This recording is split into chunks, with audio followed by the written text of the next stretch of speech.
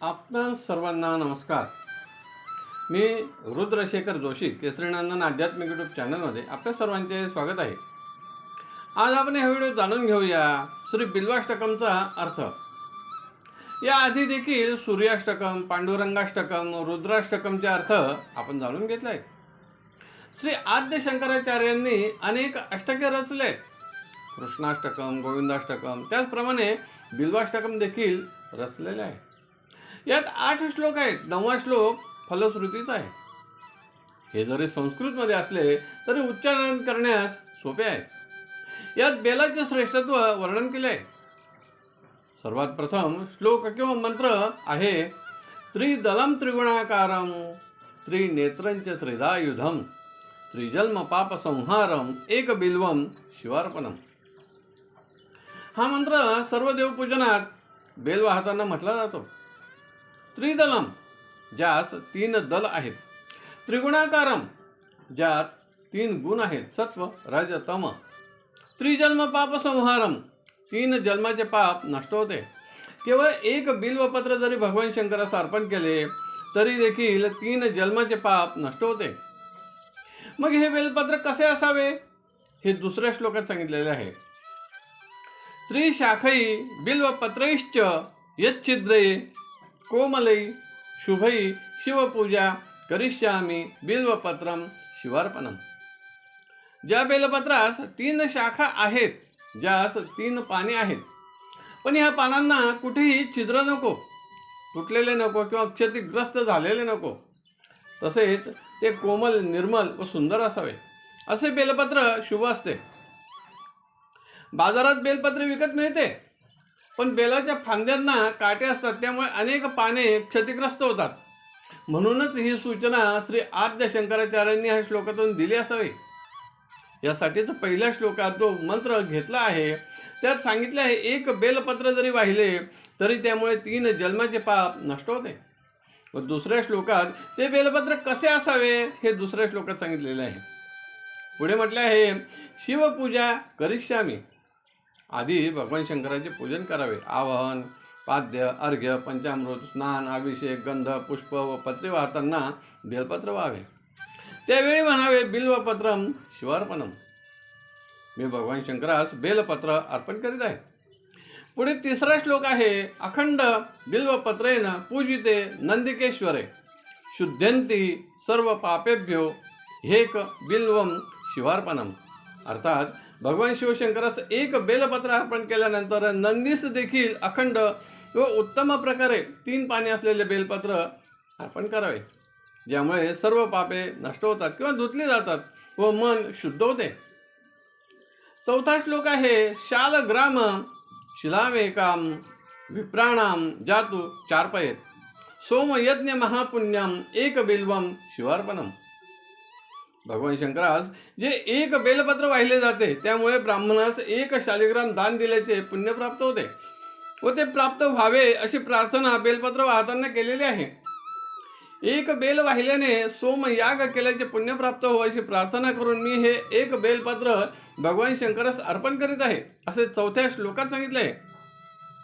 पुढे 5वा श्लोक आहे दंती कोटी सहस्राणी वाजपेय शतानीच कोटी कन्या महादानम बिल्वपत्रम शिवार्पणम.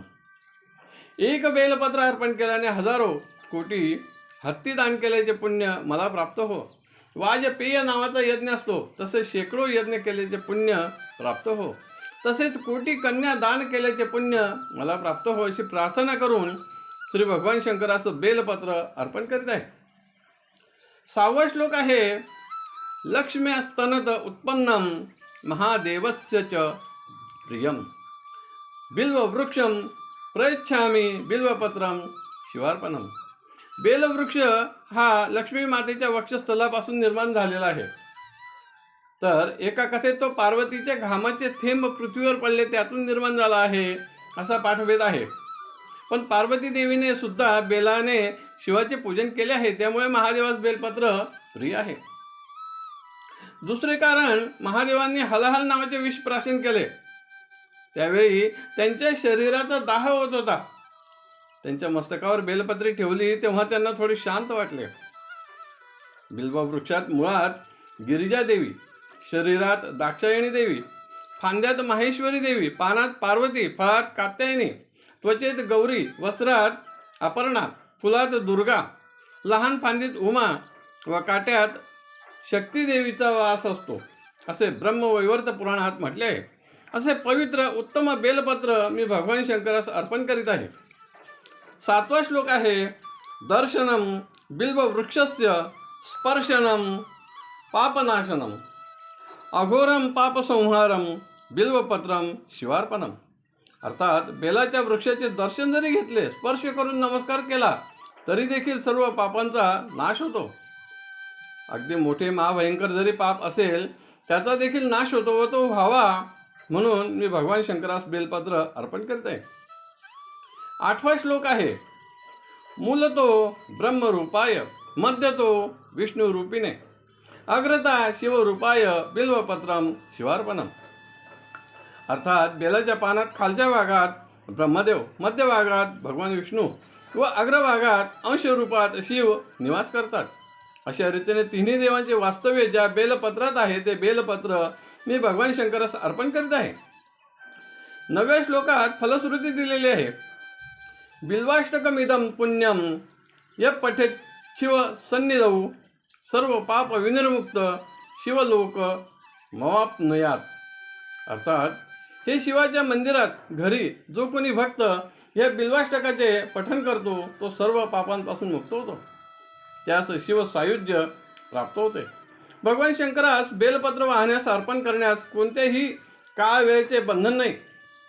पण बेलपत्राची जर उपलब्धता नसेल तर किमान सोमवारी, श्रावण सोमवारी, प्रदोष व्रतात, 16 सोमवार व्रतात, दर महिन्याच्या शिवरात्रीस, महाशिवरात्रीस तरी बेलपत्र जरूर वाहावे.